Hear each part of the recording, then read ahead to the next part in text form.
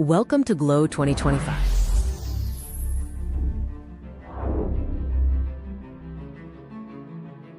Get ready for the global learning for an open-world virtual conference, where global innovation truly meets inspiration, shaping the future of education.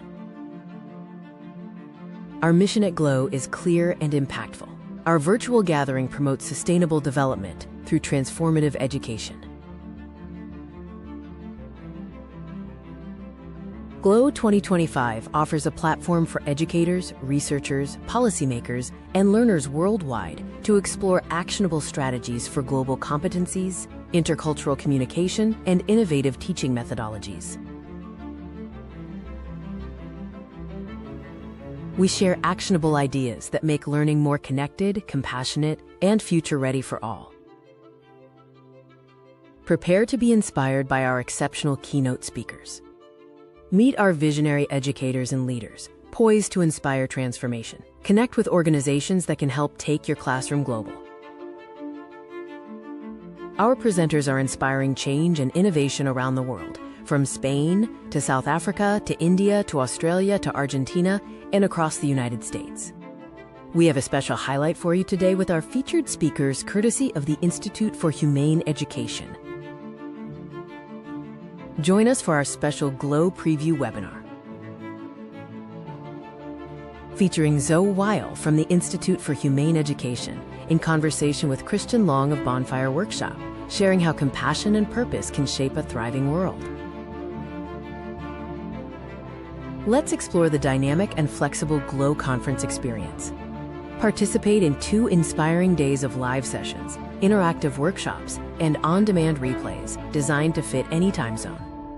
Choose a free pass for live sessions or go premium for full recording access and extended learning opportunities. Discover the heart of Glow 2025 through its powerful themes and global impact. We even have a special track for Spanish language attendees. Together, we're reimagining education for a sustainable, innovative, and compassionate world. Making a difference, one connection at a time. We can't wait to see you at Glow 2025. We appreciate the support of these leading global education organizations. Please visit their booths during the conference to learn more about their programs and opportunities. They are eager to connect with you. Register today for Glow. It is free to attend live sessions. If you would like access to recordings and other benefits, a promo code is available for paid tickets. See you online soon.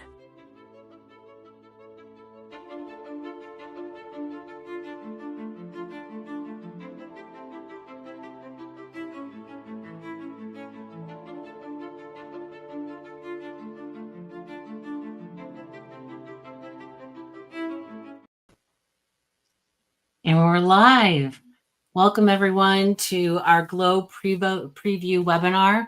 I'm really excited to have 2 friends with us tonight who are going to have a great conversation. And hopefully this will get you excited about our upcoming global conference that's happening November 19th and 20th. This is the kind of, one of the primary goals of this conference is to help others find connections with others in projects, initiatives, organizations, and people. And these are Christian Long and Zoe Weil have been exemplars in that area. I've known Christian for, I don't know how many years now, Christian.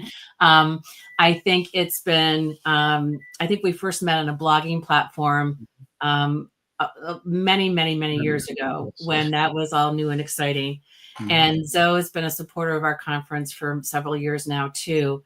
And so I welcome you, and I hope that you will introduce yourselves and share a little bit about your work and what you've been up to the last couple of years. I'm so excited to introduce these phenomenal educators to our Glow community. If you are a Glow presenter or please say hello in the chat. Anyone can say hello in the chat, but I would love to hear if we have Glow presenters in the chat as well. And we'll talk a little bit about the conference at the end of this conversation. So without further ado, thank you so much for being here, both of you. And I can't wait to learn from your wisdom this evening. Thank you, Lucy. Lucy, really appreciate you. Appreciate the invitation. Zoe, I am delighted to be back with you. This is very selfish for me that I just get to be with you. And lots of ways that we can introduce the work that you do, but I'll just put a little plug for something you and I share beyond that. You and I hold Maine in our hearts and in our bodies. You were fortunate enough to stay there long term. I have spent many years just joyful to get back when I can. But how do you enjoy describing the work you do? Like when you really say it in a way that you just feel great in that moment, how do you actually describe your work in IHE? So before I answer that, it is a joy to be with you. We haven't seen each other in way too many years. And so thank you. It's funny, I actually described the work I do today because I was speaking at Brewer High School. You remember Brewer High School. You probably played against them. They were competitors. Yeah. And so I was speaking to some of the high school students today. They were interested in what is humane education. And I'm the co-founder of the Institute for Humane Education.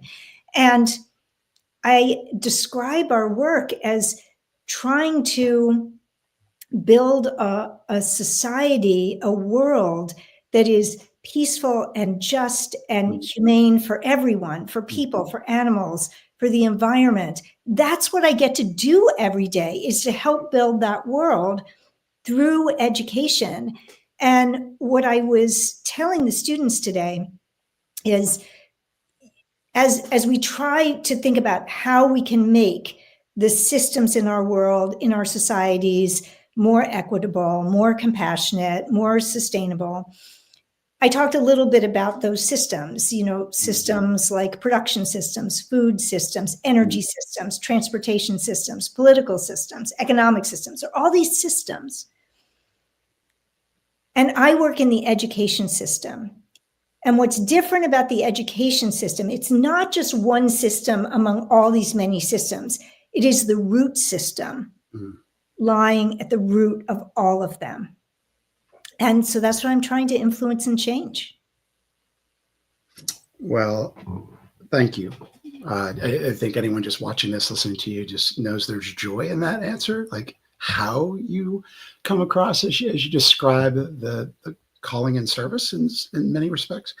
So two things that I've always appreciated about the work you lead, the work you're involved in, and also what it represents is there is a non-negotiable relationship between we as human beings, the natural environment around us, and living creatures of all varieties.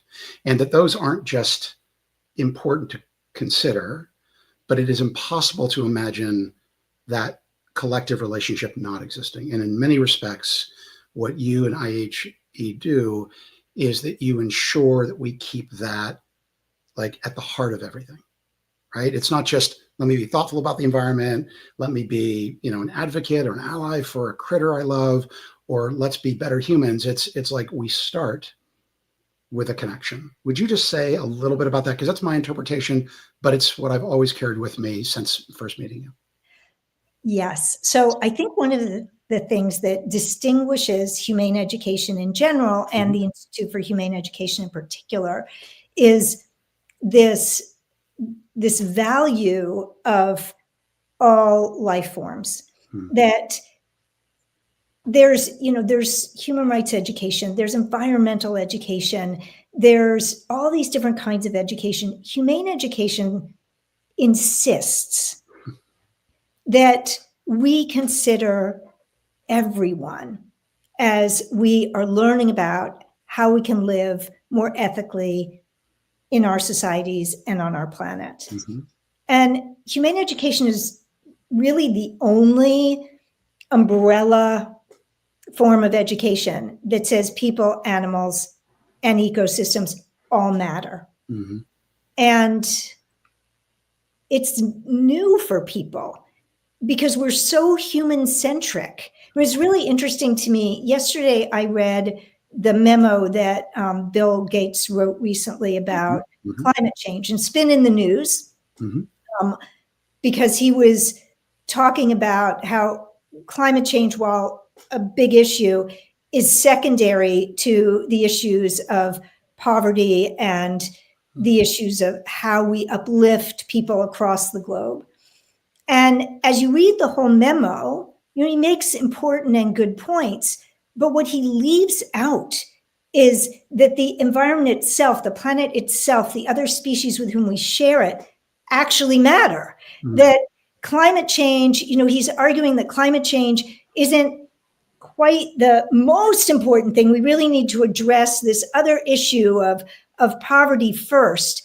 And that's just not the way humane educators think. We see the interrelations and we look at how can we uplift everything at once, knowing that there are going to be conflicts, obviously, that arise between people in the environment, between people and other species.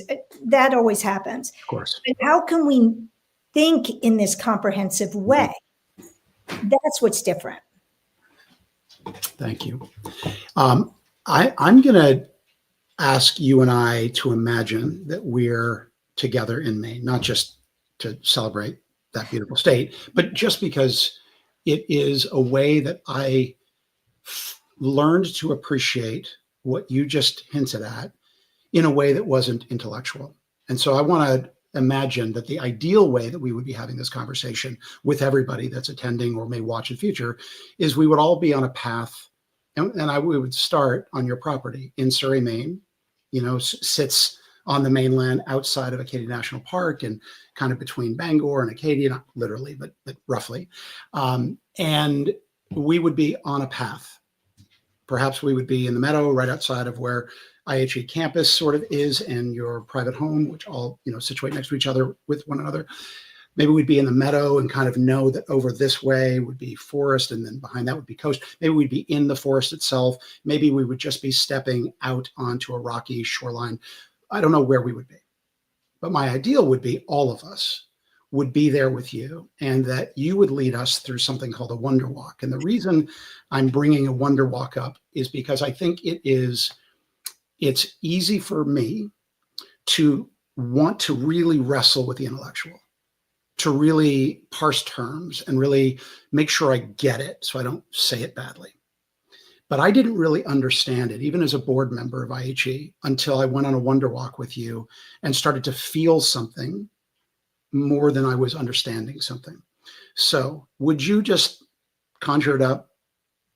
You're a very visual person, incredible photographer. You are just magic in magic places. Would you describe what a wonder walk is? And would you perhaps even give us a hint of how somebody experiences one or what you hope they experience? And then I've got a follow-up. Yes. And I so remember taking you on a wonder walk. And I even remember the moment where I brought you to the rhododendrons in full bloom and the bumblebees were all over the rhododendrons. And I remember talking to you afterwards about your wife's allergies to bees. And it changed my, I have to be careful when I wonder walk people. Sure. Yeah. Okay. So a wonder walk. And I took a teacher on a wonder walk today. So this is a little side note, but when I got to Brewer High School, we had been doing solutionary work with Brewer High School, training a number of their teachers. And as part of their training, they were given a copy of the book, The World Becomes What We Teach, which is a book that I wrote. And this teacher, he's the outdoor educator and the shop educator, the woodworking educator.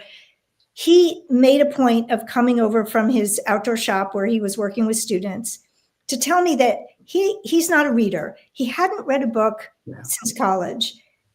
And he read The World Becomes What We Teach, not once, but twice. And he said that I was in his head, this was what he believed. So after I gave the talk to the high school students, I went out to find him to take him on a wonder walk. Fantastic. So, and it's because of what you just said, the wonder walk is visceral, it's experiential, and it's designed to awaken our senses, our connection to the natural world, to not just think intellectually about what's happening on our planet, but to connect viscerally with our beautiful planet. So in the Wonder Walk, people pair up, and one person is the leader and one person is led. And the person who is led closes their eyes. And the leader takes them by the hand in a way that makes them feel secure and carefully walks them around a natural setting to introduce them through their senses to the natural world. So if you want somebody to see something, you might position their head. Like today, I lifted this teacher's head up so he was looking at the colorful leaves, 2 different trees that one was yellow leaved and one was red leaved. And then you tap next to their eye, and that's the message to open your eyes. And it's as if when that happens, you're seeing the world for the very first time. And then you could put something in somebody's hands or put their hands on something. So after I did that with the tree, I moved him and I put his hands on the trunk of the tree. You can position somebody and tap their nose to smell. You can touch their earlobe to hear, could be bird song, could be the wind rustling through the trees as it was with him. And if it's safe, you can tap next to somebody's mouth and put something in their mouth. But you have to make sure that you really know what you're putting in their mouth, and they have to have given you permission in case they have allergies of some sort. So that's the Wonder Walk. And what happens, I have had, and I said a natural area, but I have done this in downtown Philadelphia, in downtown Toronto, in Guadalajara, Mexico. I have done it in big cities. You don't need much. You just, I mean, honestly, like a little plant growing through the cracks in concrete is life-changing for people if they notice it for the first time. And what happens to people, and I've seen it happen in moments. I did it with one woman in downtown Philadelphia with a window box that had some flowers in it. And her heart just burst open. And I think it's this, first of all, it's an intimate thing to hold somebody by the hand with their eyes closed. So there's that human connection with somebody. And when kids do this with each other, it is just so beautiful to see. And then it's just really sinking in to an awareness of our senses. That's the description. It's a pretty wonderful one. I do remember thinking about, in some respects, I was in a place that I had already visualized, had already walked a little bit, but the experience wouldn't have happened if I didn't trust, let go, whatever that means to somebody, just to put my trust in another living being. Right? It's very subtle, but it's extraordinary. And to allow them to position, to reorient me, right? In some respects, these conversations about the interrelated connections of an ecosystem, like all of the parts of an ecosystem, that we aren't the dominant, but we are of it. The only way to get there is to have a reorientation, because in some respects, we have to see it, feel it, sense it in ways we have never. But also, when I think about what you just shared, you're gifting somebody a chance to return to what was already there. And whether it's like in the operating system of a living creature or in the gut biome of our own digestive tract, or the soil that is, the conditions by which all things grow, or et cetera. So, but I'm really reminded of what happens when you allow somebody to help you reorient. And it's both the noticing, the wondering, the sort of momentary awe, the momentary just like, whatever that is, but it's also connected to letting go of things. And I don't know if there's a question there, but I'm remembering that there was a spirit of the moment, as much as there was the texture or the senses making sense of in the moment. Would you connect what you already shared, and so you can emphasize any and all parts of that, would you connect that to your solutionary concept, kind of the pedagogical framework of solutionary education, the idea of I am a solutionary, whatever, when somebody sort of like owns that language? What is the connection between something that is as simple and beautiful and almost quaint as a Wonder Walk with these larger, grander, like matters.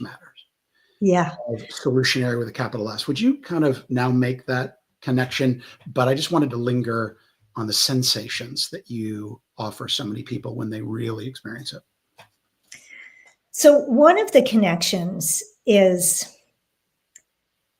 curiosity and wonder and awe and love. That's four things, not one thing, but they're all connected. And so we are seeing more biophobia among young people and adults. More than half of all people on the planet now live in big cities.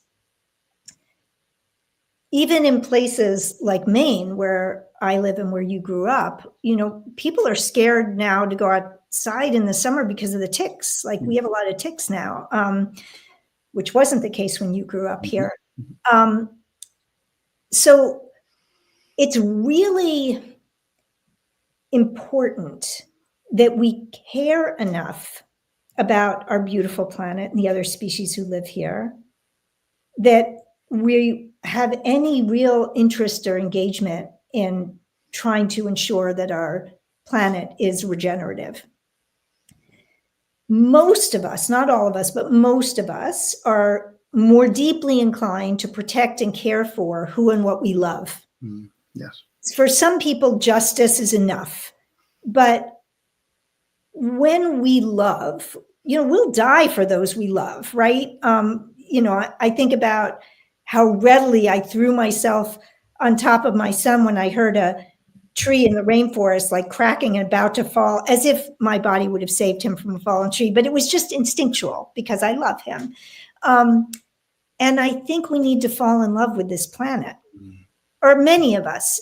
Again, I don't want to say like you have to love, the planet in order to protect the planet. It's not that simple, but we're more inclined. So it's that nurturing of wonder and curiosity and awe and love that is part of the motivation to want to even be a solutionary. So I think I need to define solutionary for people because it is a made up word, but people have a sense right away of what it means. But it's not synonymous with a problem solver. And the reason why we needed this made up word is, and by the way, even though it was made up, all words were made up, and now it's used widely around the world. So I shouldn't keep calling it a made up word. It's just solutionary. Why do we need this word? So you can solve the problem of damming a river or blowing up a mountaintop for coal removal, and you're a problem solver, but you're not a solutionary. Because embedded in the definition of the word solutionary is an ethical imperative. So the definition is somebody who can identify unjust, unsustainable, inhumane systems and transform them in ways that do the most good and the least harm for people, animals, and the environment. So that concept of doing the most good and the least harm to people, animals, and the environment is the ethical principle that undergirds this concept of being a solutionary. The other thing a solutionary is not a humanitarian. Now, they may also be a humanitarian, hopefully they are, but a humanitarian, and hopefully we're seeing lots of humanitarians heading to Jamaica and Cuba and the Bahamas right now to help because there's been a terrible disaster with Hurricane Melissa. We need humanitarians. Humanitarians, though, are not looking at the systemic structures that cause the problems. Solutionaries are doing that. So is that your dog? It could have been mine, except I'm a few rooms away. So that definition is important for people to remember. Looking at the causes of problems, solving them at the systemic or root cause level, and doing so in a way that does the most good and the least harm. I think I'll pause there in case you want to get me on track for. Well, no, I don't want to at all. There's so many things you just shared. And I love that in the midst of this, to wonderful hounds who know nothing other than the thing that they're most attracted to, had a presence, and it would have been foolish to be disappointed with them. We'll just calmly mute. And but no, you certainly. I don't want to redirect. So let me share two things that you're making me think about now or be curious about. One is you kind of set the scene earlier with the importance of curiosity, and we could use lots of words for that. But let's just say the disposition to be curious is central. Like, it's not just getting the right answer and being dutiful, it's actually having that. And two, there is this explicit and implied question about love. And I love that, because so often we don't take on the wicked questions of our age, or we don't step into the difficult work and also recognize that our ability to love, to care, to be like all in is often part of our journey there as a person. But I like that you've made a very clear distinction that one doesn't have to love the planet to be a solutionary, to do work that matters, right? It can be a really appropriate, important. But I do value that if there is a condition for curiosity, and if our ability to feel a connection, whether it's love or something else, we're in a really interesting position to do work that matters, to do solutionary work that matters. But those are not prerequisites, but they just might be important. So I want to just say that you're making me think about that right now. The second thing that you're making me think about is the power of language and the importance of reframing it. That we have language in a place called school. In 2025, it is very, you cannot visit a modern day classroom where problem solving is not seen as one of like the core competencies. Mm-hmm. Critical thinking, problem solving, et cetera. It goes back, it's the roots of certainly Western education and most formal educations. And then we have language of like change agent or change maker. And it's almost like the language we use in a place called school is we got to solve the problem, but also you have to change everything. You have to be. I don't hear you. It's not that kind of invitation. There's both a grandness and a thoughtfulness to it. So can you come back to solutionary? Let's imagine there's one student, one young person. She or he is curious about something out there, something in that ecosystem that you were talking about earlier. And she or he has some affinity, a leaning towards, a craving, a love, whatever it is. And now you're going to invite them on their solutionary journey. Mm-hmm. Would you take us to that moment, one young person who brings those things intuitively or has really defined them on their terms? Tell us how you invite that young person to start in their solutionary journey, or to be part of a solutionary experience, or if it's just a curricular moment inside a class. Like, would you just take us to one student, because I think that will help illuminate some other things that I'm curious about. I will. And it's an interesting question. So having literally just given this talk today, this afternoon, coming back, making dinner, eating dinner, and coming here, that time with the students today is really present for me. And I think I'm going to answer your question in relationship to today's visit with them and introducing them to the solutionary concept. Perfect. So what I didn't do today is I didn't really take them through the solutionary framework. So at the Institute for Humane Education, we've developed a framework. It is a 4-phase process of identify a problem, investigate it thoroughly, innovate a solution, implement a solution. This is what we are training teachers. We have a solutionary micro-credential course, and we have teachers all over the world who have taken or are taking this course to be able to bring this framework to their students. That isn't what I talked about with the students today, because it wasn't the beginning of the journey. And you just asked about the beginning of the journey, that one girl or boy.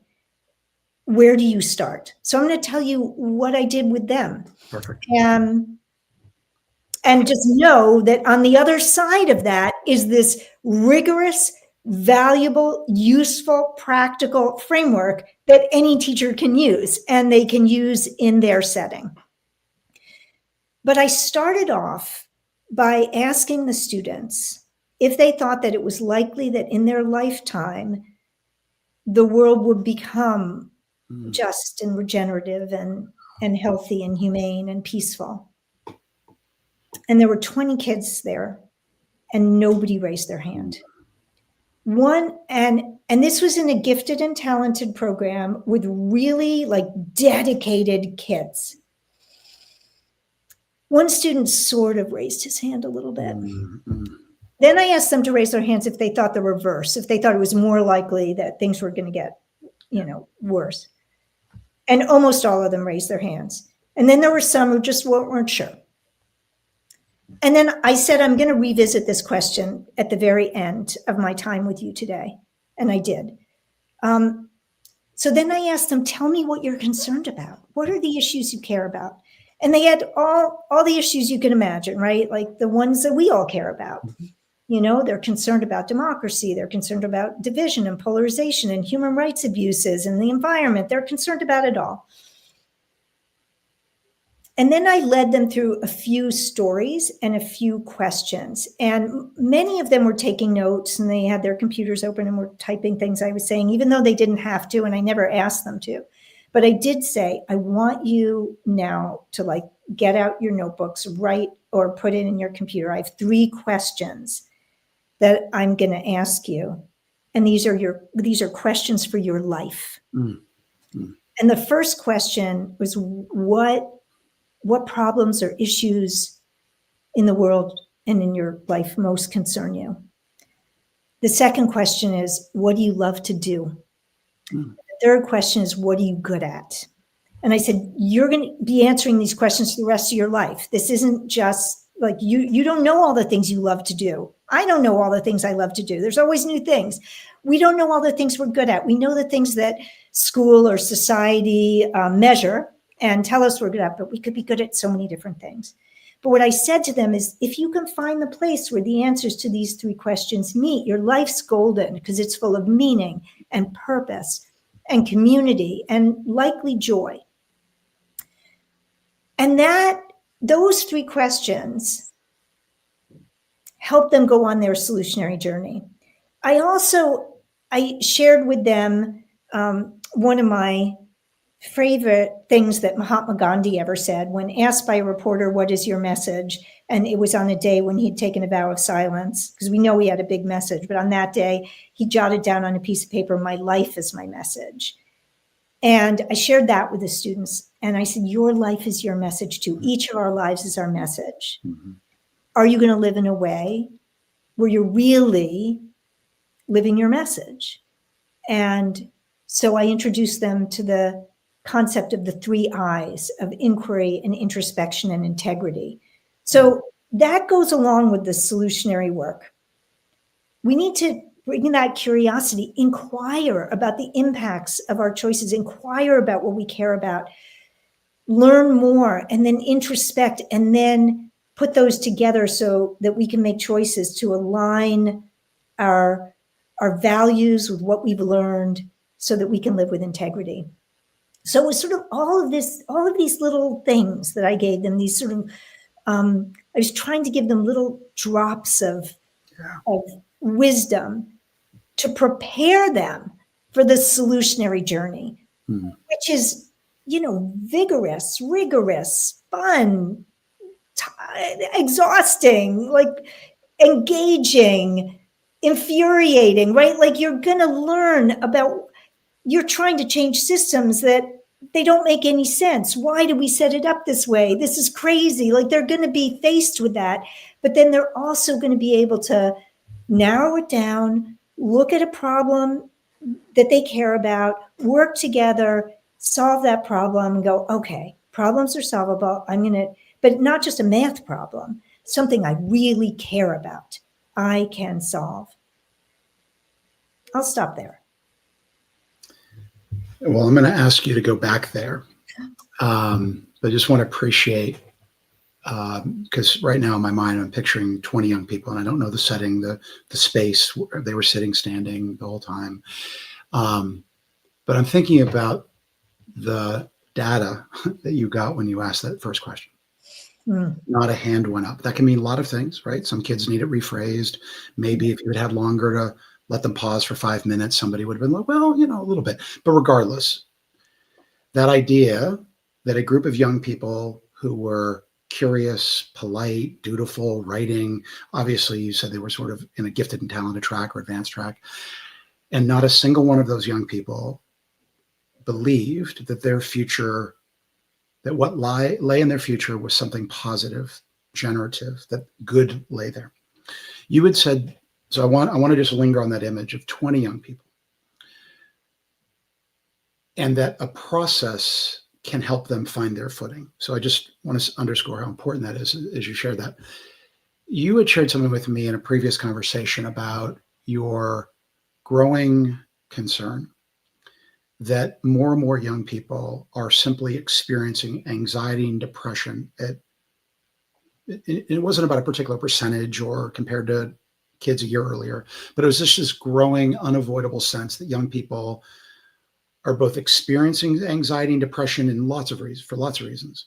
But in particular, you were emphasizing that when they think of their future, like that one young person, she or he thinks about their future, or they think about the collective future, they can't see a way to not feel anxiety, depression.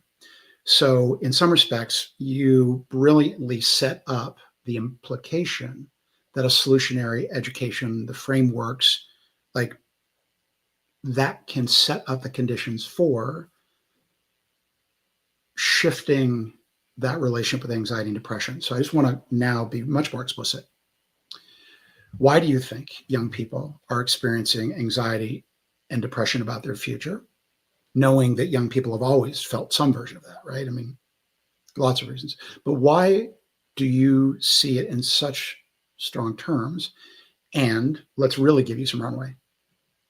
How does the work of being a solutionary, the ability to be in a community of other solutionaries, to go deeper and deeper into problems worth exploring based on my passion, based on what I can bring to it, and looking for solutions. There are solutions. How does it not just lead to good outcomes, but allow people to feel different as they go forward, for a young person to not be embodying? So take us anywhere with that, but where does it take you?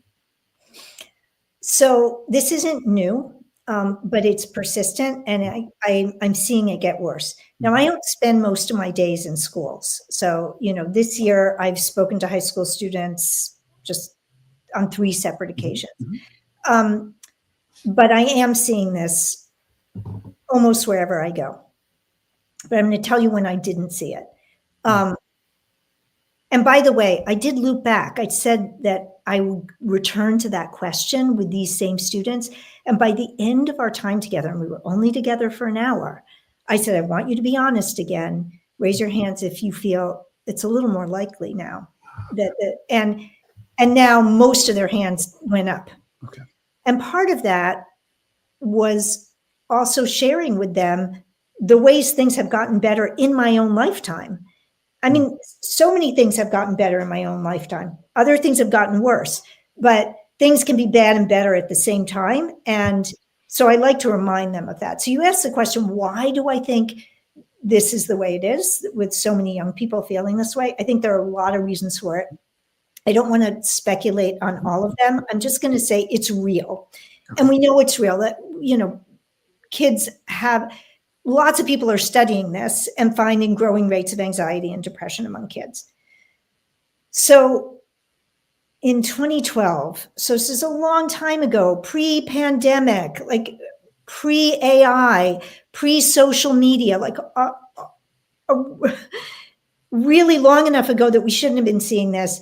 I asked a group of 5th and 6th graders what they thought were the biggest problems in the world. They filled a whiteboard. I asked if they thought we could solve them, and 40 hands, only 5 of the 45 kids, only 5 hands went up. 40 hands did not go up. They could not see our ability to solve this. This was in 2012. 5th and 6th graders. I did before we are done, remind me to share what I did with them to shift that, because I shifted it completely. But it was just a couple years later, I was in Guadalajara, Mexico, where I did the Wonder Walk with a group. And I was invited, I visited a school that was hosting a conference I was speaking at. And when I got to the school, they said, hey, will you talk to our fifth graders? And I wasn't prepared. So I just, thinking about the other fifth graders, I said, raise your hands if you think we can solve the problems in the world. And every hand flew up in the air immediately. So what was different from those kids in Guadalajara and the other kids who were in Connecticut? Well, what wasn't different was the demographics. These were kids, both kids in private schools in both places. But what was different was what was happening in their classroom. The kids in Guadalajara, Mexico had a teacher who was teaching them in age-appropriate ways about problems, and they were solving them. And it was specifically environmental problems, and they were solving them right in their own school. They were establishing a composting system. They were using reusable water bottles to refill rather than getting little disposables.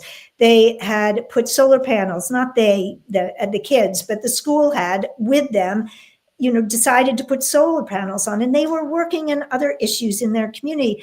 So they understood that problems could be solved because they were learning to be solutionaries. That is the answer.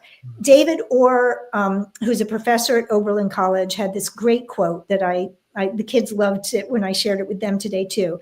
Hope is a verb with its sleeves rolled up. Hope is a verb with its sleeves rolled up. So much of the hopelessness, the anxiety, and the despair is we are not giving kids the opportunity in school to use the academic skills that they are gaining in service of what they care about, what they see around them. They know about everything in the world. They know about all the problems in the world. In that Connecticut school in 2012, there was a fifth or sixth grader who, when asked what are the biggest problems in the world, said sex trafficking. That was then. Imagine what they know now. And if we don't give them the opportunity to use their literacy and numeracy and scientific skills for a greater purpose than solving a problem in a problem set, then we can't expect them to feel hopeful about the future. Well, I mean, that David Orr quote is going to stay with anyone that pays attention to this. So I just want to say thank you for that. What an incredible visual image, but also like a heck yeah, like that feels like the work of a place called school. Like that idea of what does it mean to have hope, or to create the conditions so people can hold on to that hope that's within us, right? The ability for a living system to be alive, to be fertile, like, and our own imagination is that. But roll the sleeves up, not just talk about it. So I want to, with the conference, the GLOW Online Summit is bringing educators from around the world together to talk about a lot of different things. And I will tell you, I am tempted to ask you the question about what should school be for? It would be a great sit on a fire and debate what the future of education is. But I want to stay where you've taken us and mention something else that you have shared with me. And that is the idea that we need an alternative from the tendency to debate in a place called classroom. And before, that would have been an interesting kind of perspective. I would have been like, I want to know more about that just as a fellow educator. But given what you've just said, this idea of hope with its sleeves rolled up, allowing kids to really get into the work, right? That mental health and the physical work, and the creative work. So come back to this. Why do you not believe that debate, in whatever way you mean that, should be the sort of core expression of what it means to learn and solve and explore in a place called school? And what would be the replacement? I think I know the direction it's going to go, but why is debate for you some worthy of challenge? And where should we pay attention? So this came to me in 2009 as a real issue when I was listening to the radio in my car, and sort of ad for an intelligence squared debate held at New York University. It was upcoming. And the debate topic was whether or not the US was responsible for Mexico's drug wars. And I was so startled that experts were going to be brought in to NYU. There was going to be a live audience, and they were going to argue this fabricated question about responsibility for Mexico's drug wars. And then the audience was going to vote for where they stood before the debate. And then after this happened, they were going to vote on who won. And all I kept thinking is, wait, what? Wait, why aren't we bringing experts to talk about how do we solve, whether it's Mexico's drug wars or it's the drug crisis or, kids dying of fentanyl? Why aren't we looking at that? Why are we going to argue at this sort of high level? And yes, when we have debate clubs and debate teams at school, kids learn really great skills. They learn research skills, investigation skills, persuasion skills, critical thinking skills, all these skills. But they can gain those same skills and many more if the goal is, how do we solve that underlying problem? What is the underlying problem? Like, debate topics are structured in a way that it's a binary, but it's a binary on who's right or wrong, as opposed to what are the underlying problems? Why aren't we looking at those? You can see I feel rather passionately about this, because when school becomes a place where we bring ethical thinking, critical thinking, systems thinking, strategic thinking, and creative thinking together for a purpose, like, everybody wins. And even the whole debate framework is that there's going to be a winner and a loser. Don't we want everybody to win? It seems so obvious to me. And I'll tell you one last story in relationship to what we've just been talking about, which is, so as I said, we have teachers around the globe who are learning through our solutionary micro-credential to bring this kind of solutionary framework to their classrooms. And there was a teacher in Chile, and this boy and his classmates, they articulated that they felt that they were going to be the last generation on Earth until they did their solutionary project. And then they all felt differently, like it transformed them. And it made a difference in their community. Like, why wouldn't we want to do that? Thank you. I'm conscious of time, but I want to bend that boundary just a little bit, because I want to ask you a question which allows you to share the Institute for Humane Education, the programming, the degree, the ways people can be involved or what they can get access to. So it allows you to take us there. So I'm curious, somebody, has a chance to listen to you tonight. Maybe they share it with some colleagues, and there's sort of like this, we want to do something. We want to start somewhere. We want to do more than be curious. Where could somebody begin? Right? So I can name one. They could easily buy the book, share the book. They could just engage in conversation, invite people, whatever it means to do work together. Certainly the website has lots of different resources and links and introductions to, programs, from a degree level down to just like more short term. Where would you recommend, of all the different ways that somebody could go from being curious to being active, where would you recommend that somebody begin? And what would you challenge people to do beyond just learning? So you pretty much shared Okay. all the different things that we have to offer. I mean, we have graduate programs that are online through Antioch University, sort of including a doctoral program, like the very highest level. And you can go and download a free downloadable activity on our website. So, it's soup to nuts what we offer. I think people are different, right? Like, some people maybe they want to listen to other interviews or podcasts, or that's the way they learn best. For other people, they really may want the structure of the micro-credential course, which they can go through with a cohort of other people. And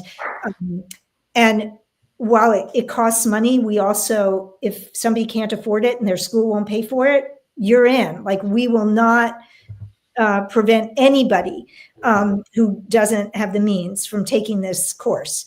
So it's accessible to everybody. That's why people around the world are doing it. And I would say people need to find what's going to serve them. But the goal is you bring this to your students. That's the goal. So I would just invite people to take the first step, but commit to figuring out how to bring this to their students, because that's where the rubber hits the road, so to speak. Love it. Love it. Can I ask you a little bit of a personal question before we sign off? Sure. I am curious what you are curious about right now, because you live in a world where this is how you engage everything. And it's also a challenging moment in time. And you shepherd and lead an incredible organization, and you're part of so many conversations. And what are you like right now? It's October. It's so seasonal. It's this stage of your life, this stage of your career. What are you curious about? What are you new to at this moment? That is really hard to answer, because I am curious, like, literally every day for hours every day. Recently, I've been really curious about consciousness and what it really is and how it evolved. Very heady quantum mechanics kind of stuff has been occupying me recently. But I realize I have one other thing to say, which I said, remember to loop me back on this. What did I do for those students who couldn't imagine a better future, and who thought we couldn't solve the problems in the world? So I want to tell everybody what I did, because I did it today with the students who I spoke to. And that is a guided visualization. And it's a guided visualization which I invite the students to imagine that they're very old and approaching the end of a long and well-lived life. And I paint a picture of a world that is really different, right? It's a world with clean air and clean water and species recovering from extinction and nobody going to bed hungry, and where there hasn't been a war in as long as they can remember. And then I invite them to imagine a child coming up, talking to them and asking, how did everything change?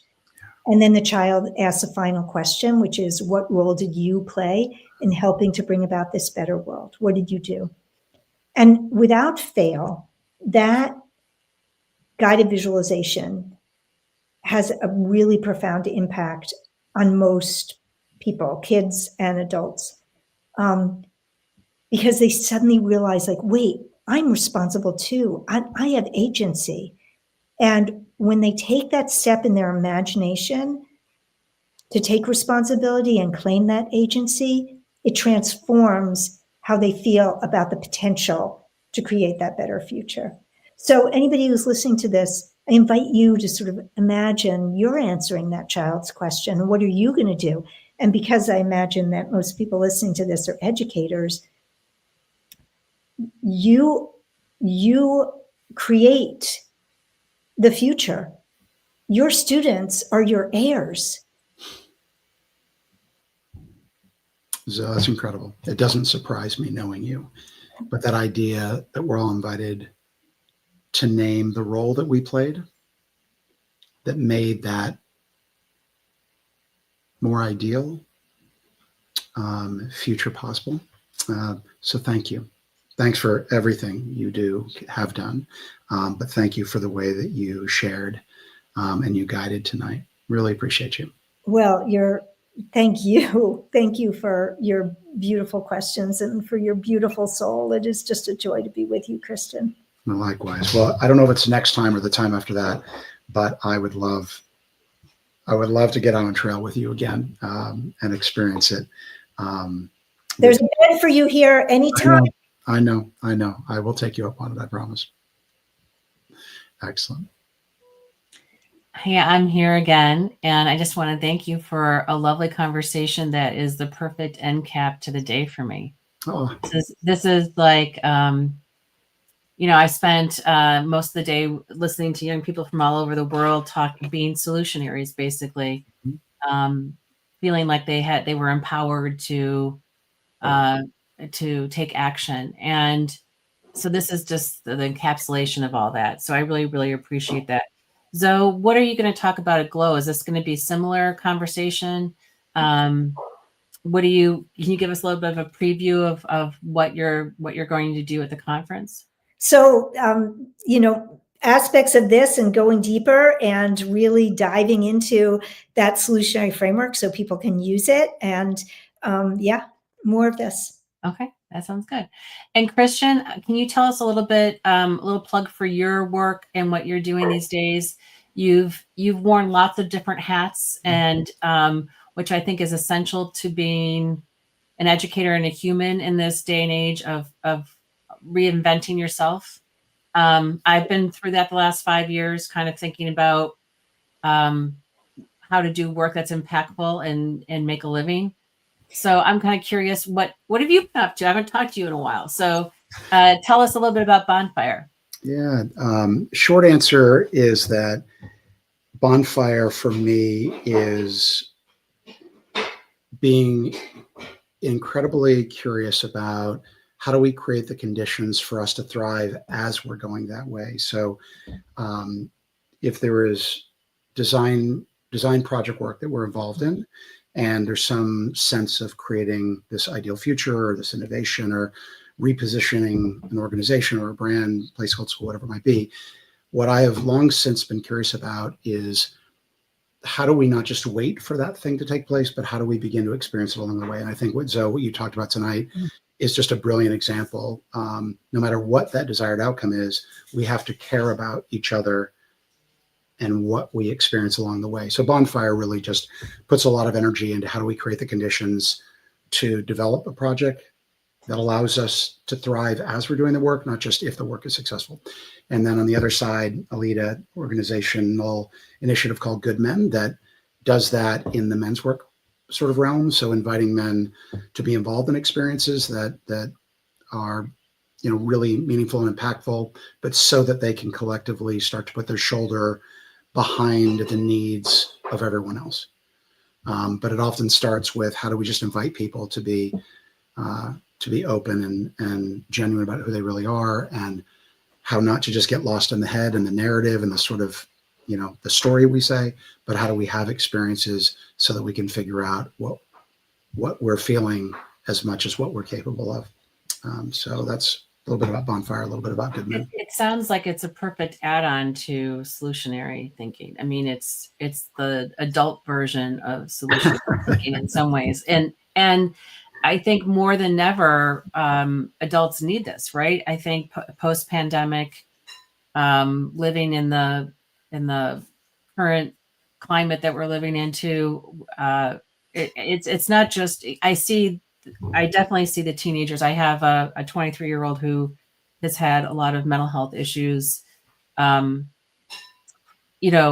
think as a result of what's going on, and so we need to take care of each other, and we need to be more intentional about how we spend our time and how we contribute to our community wherever we are, and bring that back into the forefront of things. I see it right now in Chicago, how communities are coming together to rally around people who are impacted by ICE, for example. Mm-hmm. So we just need more of that. And it's hard to do when you're feeling exhausted and hopeless. So I hope that we can continue these kinds of conversations and give people more hope.